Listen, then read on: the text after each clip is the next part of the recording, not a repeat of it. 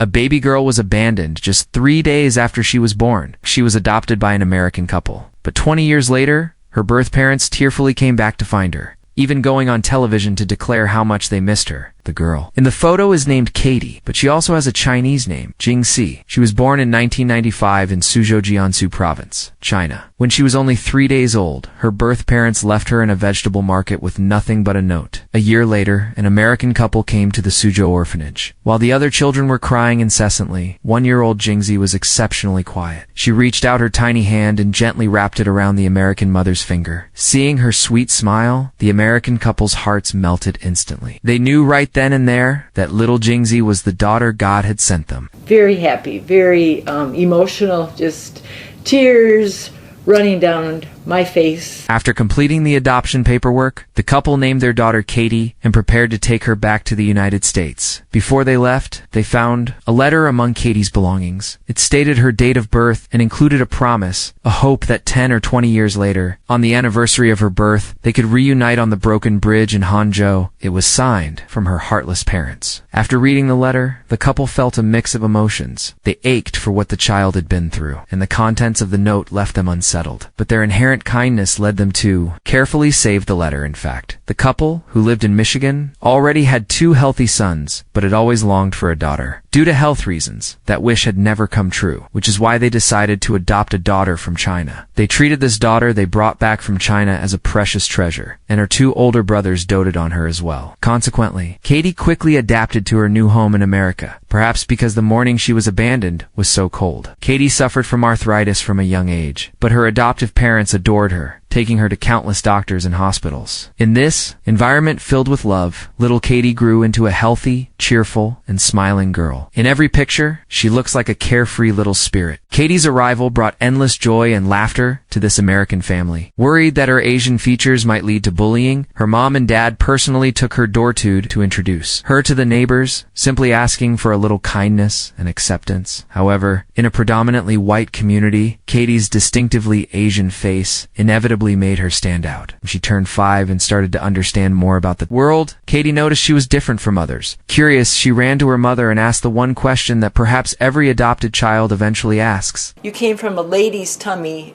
in China, but you came from my heart. You were born of my heart.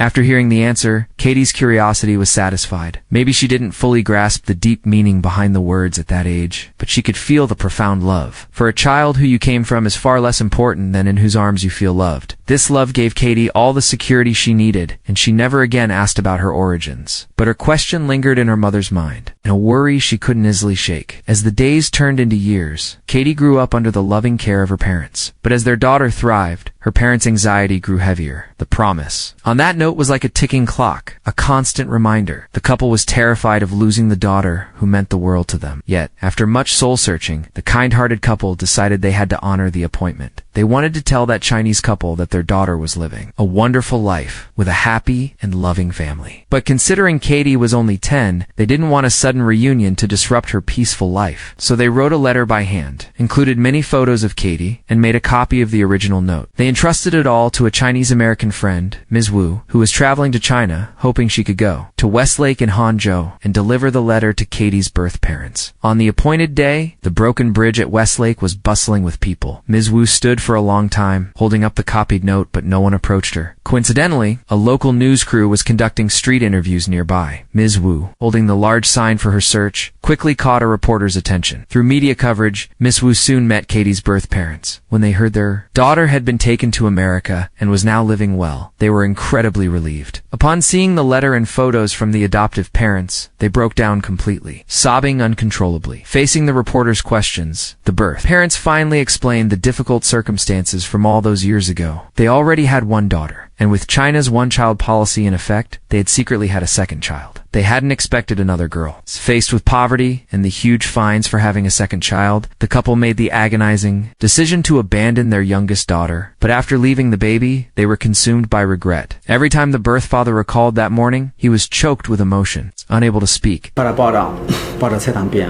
当时呢，他没有口睡着了，当时我轻轻地吻了他一下，我知道这是最后的告别了，然后我走了。One might have thought this would bring closure and the matter would be settled. But unexpectedly, Katie's birth parents wanted to know more about their daughter, even hoping to establish contact. Back in the United States, when the adoptive parents found out the story had been reported so extensively by the Chinese media, they were furious and scared. They felt it completely violated their original intent to protect their daughter. They feared the news would harm young Katie, and even more, they feared losing the daughter they cherished. These worries led them to cut off all contact. Despite the silence from America, Katie's birth parents didn't give up. Every year on their daughter's birthday, they would wait quietly on the broken bridge in Hangzhou. Facing the media's cameras, couples' faces were filled with remorse as they spoke emotionally of their years of longing and guilt for their daughter. Meanwhile, Katie, nurtured by her adoptive parents, grew into a beautiful young woman, was radiant, confident, and always smiling, and her bond with her adoptive parents grew deeper and deeper. On Katie's 20th birthday, after countless sleepless nights of contemplation, her parents finally decided it was time to tell her everything. They felt their daughter was now an adult and had the right to know her own story. As for whether she will keep the appointment, they would respect her choice. After learning the truth, Katie went online and found the information about her birth parents. Discovering they were still desperately searching for her left her with incredibly complicated feelings. She shut herself in her room for several nights, thinking. In the end, Katie decided to go. For one, she felt she needed to provide some closure for the media and the public who had followed the story. And second, deep down, she was genuinely curious about the country where she was born and the parents who gave her life. Although her adoptive parents were filled with reluctance and worry, they supported their daughter's decision. Sure, and she made that decision, and so we're here to back her completely and do whatever we can to make sure that it's a good experience for her.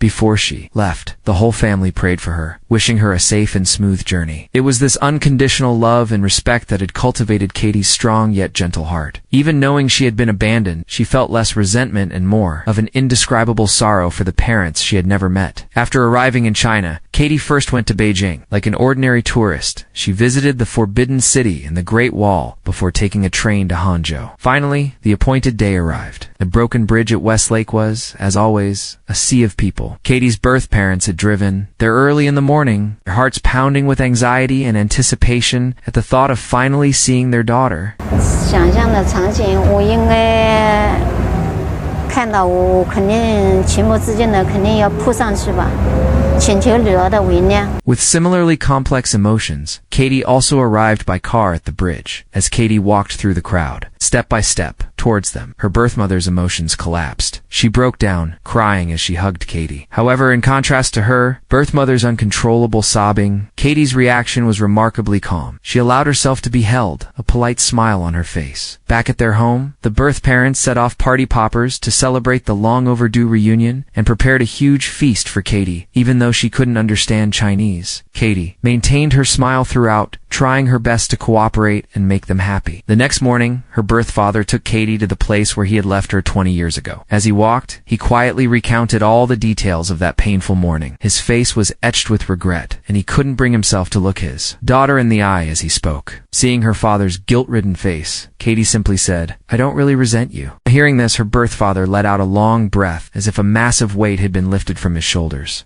Over the next few days, they took Katie to many places. Katie even played a violin piece for them, seeing her daughter who had been raised so well. It's hard to know if the couple felt more pride or a deeper sense of loss. That evening, Katie connected her biological parents with her adoptive parents in the United States via video call. It was the first meeting between the two families. 非常感谢你们 Thank you very much. 把金枝培养得这么优秀。 After some brief greetings and thanks, her adoptive parents eagerly asked how their daughter was doing. Can you tell us a little bit how the bridge reunion went? I haven't really tried talking about it yet because I don't really know how to talk about it well. Because Okay. Hearing this, her adoptive parents could finally relax because they knew their daughter's heart had never strayed. We love her dearly, and she knows that, and we haven't lost anything today. We haven't lost anything at all. We're just happy for her. I'm just happy that she's come to this point. I just hope there's a sense of peace and contentment with her. When speaking to a reporter, alone, Katie finally, in a subtle way, expressed her true feelings about the past few days. one thing I realized going on this trip that I think did it more for my biological family than myself. Obviously it was both but in a lot of ways, it was a lot more meaningful to them. A brief reunion must eventually come to an end. At the airport, the whole family came to see Katie off. Her birth mother clung to her like a child, refusing to let go. Her birth father also gave his daughter a big hug. They didn't dare ask for too much, only hoping she would come back to visit often. Back home in the United States, Katie's mom, dad, and brothers were waiting eagerly. They joyfully hugged her one by one. In that moment, it was as if Katie had just returned from a short trip. She was back in her own home, and that's where the story ends. Katie returned to the home where she truly belonged, a home filled with love and respect. Perhaps Katie's birth parents truly had difficult circumstances back then. Their longing and guilt for Katie were also genuine. However, no matter how helpless their situation was, abandoning a newborn baby is an indefensible act. From the moment they chose to sever that blood tie, they forfeited their right to be. Parents, this persistent search for a reunion after so many years seems less about making up for what their daughter lost and more like an act of self-redemption to soothe their own conscience. Perhaps they desperately sought their child's forgiveness just so they could live the rest of their own lives in peace. But for Katie and for the American family that gave 20 years of their hearts, isn't this seemingly affectionate intrusion just another form of selfishness and cruelty? What is true love, really? Is it the instinct of blood ties? Or is it the day in day out companionship and sacrifice? Is it guilt for giving life but not raising the child? Or is it deep affection for raising them with care? Katie was undoubtedly lucky. She met angel-like adoptive parents. But how many other nameless Katies, after being abandoned, face entirely different tragic lives? At any time, parents who give birth but do not raise their children is the greatest evil in the world. What do you all think about this? Free to leave your thoughts in the comments. And don't forget to like and follow us. There are more stories to discover in the future.